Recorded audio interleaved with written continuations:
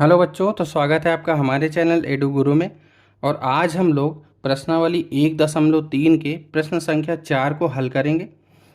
ठीक है, तो चलिए इसको शुरू करते हैं, पढ़ते हैं। लिखा है 0.99999 और ऐसे रिपीट कर रहा है, यानी कैसा है, अशांत है लेकिन आवर्ती है, को पी बाई क्यू के रूप में व्यक्त कीजिए।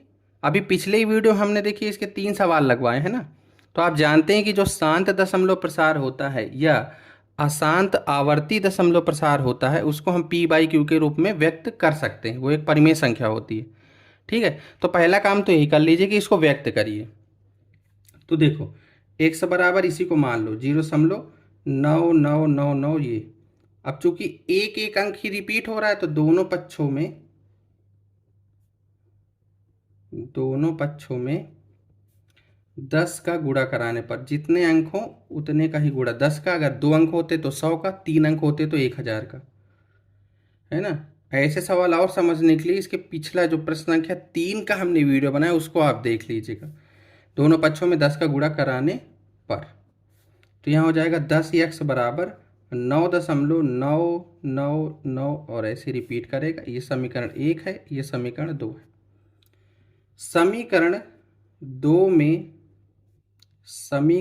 1 को घटाने पर 2 में 1 को घटा देंगे तो 10x बराबर ये है 9.999 ऐसे करके, और ये है x बराबर 0.999 और ऐसे जब घटा दोगे तो ये आ जाएगा 9x और यहाँ से आ जाएगा 9। ठीक है, क्योंकि दशमलव वाला भाग पूरा हट जाएगा तो x बराबर क्या आएगा 9/9, वो कितना हो जाएगा 1। ठीक है ना, मतलब 1 या 1/1 वो क्या होगा, परिमेय है। फिर लिखा है क्या आप अपने उत्तर से आश्चर्यचकित हैं? अपने अध्यापक और कक्षा के सहयोगियों के साथ उत्तर की सार्थकता की चर्चा कीजिए। तो देखिए इसमें ये केस है कि अब यहाँ देखो, मेन चीज़ तो है ही कि आश्चर्यचकित होने वाली बात तो है ही कि 1 आ गया है, जबकि 1 का तो पूरा मान 1 होता है, तो फिर यहाँ 0.999 कैसे है। लेकिन अब इसको थोड़ा सा समझ लीजिए। हमारे पास जब कोई शांत दशमलव प्रसार होता है या अशांत दशमलव प्रसार होता है तो जब उसको हम पी बाई क्यू के रूप में व्यक्त करते हैं, यानी हम उसको ये बोलते हैं कि ये एक परिमेय संख्या का दशमलव प्रसार है, तो असल में देखो क्या होता है कि वो उसकी जो एकदम निकटतम भिन्न होती है ना, वो हमको पी बाई क्यू के रूप में मिलता है। जैसे 0.999 इतने रिपीट होके इसमें इतना कम अंतर बचा है कि ये जब इसकी हम एकदम निकटतम या निकटतम भिन्न निकालते हैं तो वो 1/1 आती है। समझ रहे हो कि नहीं। जैसे किसी भी चीज़ को आप इससे पहले भी कई सारे सवाल लगाए, जैसे मान लो हम कह दें कि 0.333333 इससे निकालते हैं तो हो सकता है उसका आंसर कितना आएगा, 1/3 आ जाए, 1/9 आ जाए, जो भी है उसकी एकदम निकटतम भिन्न निकलती है। तो इसके केस में क्या होगी, जब इसको हम पी बाई क्यू के रूप में व्यक्त करते हैं तो वो हमको 1 मिल जाता है, तो ऐसा लगता है कि ये तो पूर्ण है और फिर ये कैसे, समझ रहे हो ना। तो ये निकटतम भिन्न है इसलिए। और फिर इसमें लिखा अपने अध्यापक कक्षा तक की चर्चा कीजिए, तो यही चर्चा है। तो इसमें और कुछ आपको लिखना नहीं, आपको इतना लगा देना है और बस।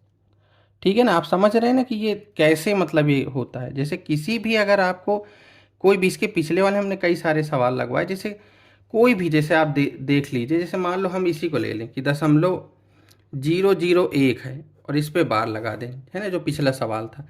तो देखो इसमें क्या है, इसका जब हम भिन्न निकालते हैं तो आएगा 1/999 ये। तो ये इसकी क्या है, निकटतम भिन्न है या पूरी वही भिन्न है। जैसे इसका भाग दें तो हो सकता है यही रिपीट करे सही से। ठीक है ना, या हम इस तरह का लें कि 0.47 और 7 में बार है, यानी 0.47777777। जब इसकी हम भिन्न निकालते हैं तो निकलता है 43/90। समझ रहे हो ना, तो ये इसकी निकटतम भिन्न है या पूरी इसी की पूर्ण रूपेण भिन्न है। ठीक है ना, मतलब ये कि जो उत्तर आता है वो ये होता है कि या तो वो इसी का ही बिल्कुल आ जाएगा, यानी कि इस परिमेय को ही ऐसा भाग दिया गया था कि ये दशमलव प्रसार बना था, तब तो बिल्कुल सेम टू सेम आ जाएगा। जैसे अगर 43/90 को भाग देने पर यही आ रहा है तो ये बिल्कुल पूर्ण रूपेण उसी की भिन्न हो गई पी बाई क्यू। लेकिन कभी कभी ये होता है कि अगर वो नहीं आ रहा तो उसके निकटतम आता है। जैसे सेम इसी तरह का हम आपको एक केस बताते हैं, जैसे कि पाई का केस होता है। तो सबसे पहले तो पाई के मान की चर्चा हुई थी ना कि वो 3.1415 ऐसे करके बहुत बड़ा नंबर है। लेकिन इसकी निकटतम भिन्न को जब हमने दिखाया, जबकि ये तो रिपीट कर भी नहीं रहा था, तब भी इसको हम जब पी बाई क्यू के रूप में बदला तो वो आ गई कितनी, 22/7। तो हम लोग इसको प्रयोग कर लेते हैं। समझ रहे हैं ना आप? तो उसकी निकटतम भिन्न को हम लोग निकालते हैं, जब तो उसी के पूर्ण रूपेण भिन्न निकल आती है। तो दोनों उत्तर हमारे सही माने जाते हैं, उसको पी बाई क्यू में ऐसे ही बदला जाता है। ठीक है, तो यही चर्चा है। आप कई सारे उदाहरण पाई का या कोई और उदाहरण देकर भी बता सकते हैं, हालांकि इसमें बताना नहीं, सिर्फ चर्चा करना है। ठीक है, तो ये था प्रश्न संख्या 4। ठीक है, चलिए अब अगले वीडियो हम लोग प्रश्न संख्या 5 को सॉल्व करेंगे। तब तक के लिए धन्यवाद।